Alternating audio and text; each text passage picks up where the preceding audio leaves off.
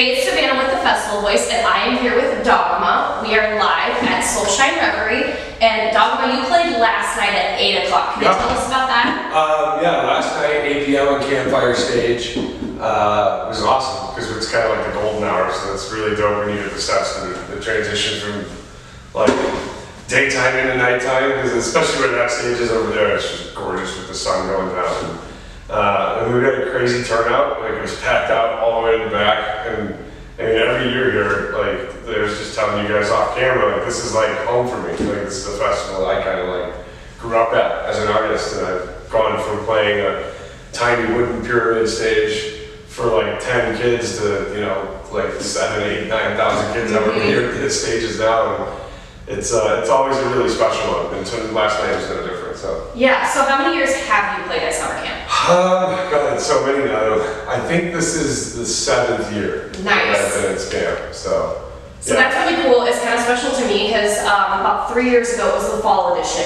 I wasn't vibing at the set I was at, and I actually discovered you then. I was walking around, and I'm like, what is that? I like that. The bass. And so now I've like made it a point to catch you at every single That's skate awesome. I've been at. And I love hearing that, and like that's the thing that happens here so much. And we've built so many new fans over the years here because there's a lot of people that come for the electronic stuff, and because they think like this festival is such like a broad spectrum kind of lineup. It's really beneficial for artists that, you know, small and medium artists like me that are growing, because when I go play like a big EDM festival, like there's 100 people on that I'm competing with on every single stage, and it's all my stuff.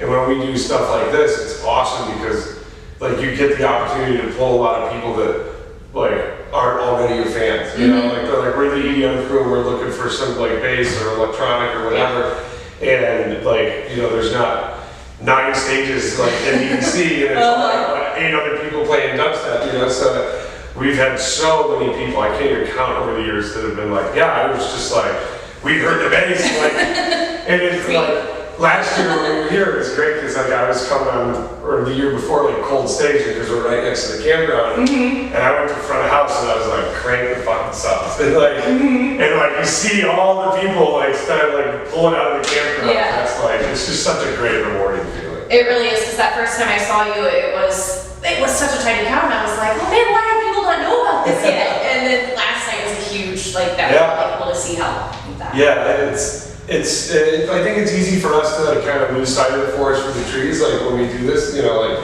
but like this is a place where the progress is tangible, and like we can, you know, I can go back and like look at family photos for the last like 6 years, and it's like, damn, we're actually like doing cool shit. This is kind of crazy, and it's really nice to get a reminder of that, and the community here is so cool. Oh yeah. Yeah, that's one of my favorite aspects of this festival. Yeah, definitely.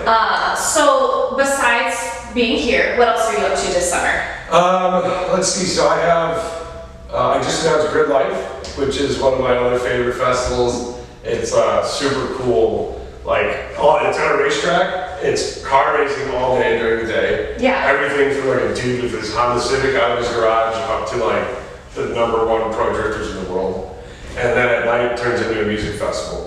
And it's just such a cool crossover event. There's like, it's so unique. There's nothing else like it. And that's another one that I've been a part of now for 9 years. Yeah. Because I actually used to race cars.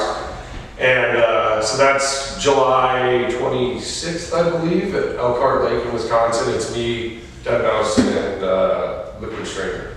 Nice, yeah. That one does sound pretty cool too. Yeah, that's really cool. And then we have North Coast.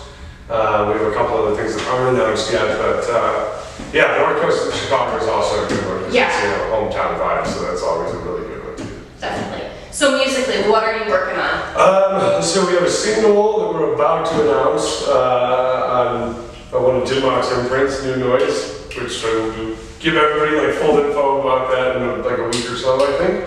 But we've kind of had a shift in the project towards, you know, like I really love like the metal-centric kind of hybridized vibe, and it's a thing to me that when I started writing it, so I have a lot of friends that are in that scene and pretty successful metal bands, and during COVID when like we had nothing to do, we just kind of started like experimenting musically and like kind of smashing our stuff together. We're like, wow, this is like the most rewarding stuff I've ever done. It just feels right, it feels way more fulfilling, and it gets such a good response from fans, and so we're really, everything coming out is like a big kind of push in that direction to kind of kick the doors down between those two genres and like try to bring some two fan bases together that are a lot more alike than I think they realize they are. So yeah, that's really cool to hear. yeah. So if you have any advice that you would give to someone trying to start out, what would you tell them? Don't listen to anybody.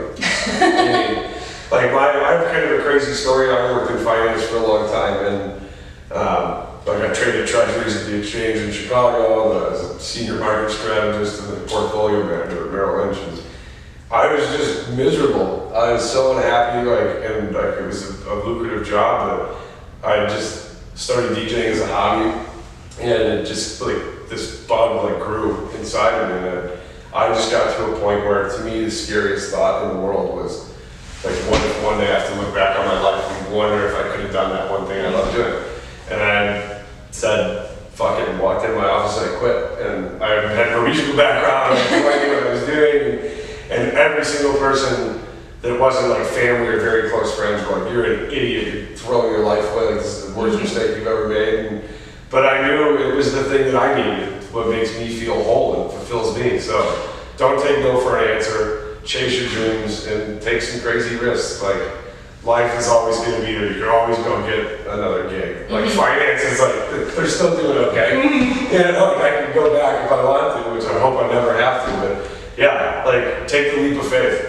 There's always time. There's always time. Life's not as short as we think it is. So. Yeah, I totally understand that, and that's awesome to see that you went from finance to, you know, like the pyramid to last night playing like 7,000-8,000 people. You know, that was huge. Yeah, I mean, it's crazy. It was a really good set, so thank you so much. I really enjoyed it. It was a lot of fun, and for me, because like I was a fan before I was a producer and performer, so. You know, I always approach every set from that perspective of like, how would I receive this if I were in the crowd? And so that's the thing that gives me a lot of anxiety because I'm like stressing about every little thing. But it's like, you know, the way I feel is like if I walk off that stage and there's even one person there who thinks anything other than that's the coolest shit I've ever seen, they're like, I didn't do my job, you know? So like, it's just give it 110% every single time, whether it's 5 kids or 5,000 or 50, you know? Definitely.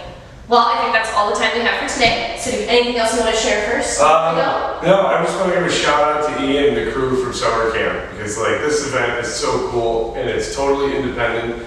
Like we're in a world now where stuff is so corporately driven, and in my opinion, I think like the small independent promoter events and venues are the things that we really need to protect. They're the lifeblood of our scene in this industry, and this is the kind of stuff that's integral to keeping that alive. So. Thank you for, what, 22 or 23 years Something like that, now? a long time. And sticking with it and also giving so many artists like me opportunities to grow, so. Awesome, well thank you. Thank you, I appreciate it, Yes. thanks for having me. Yeah, definitely.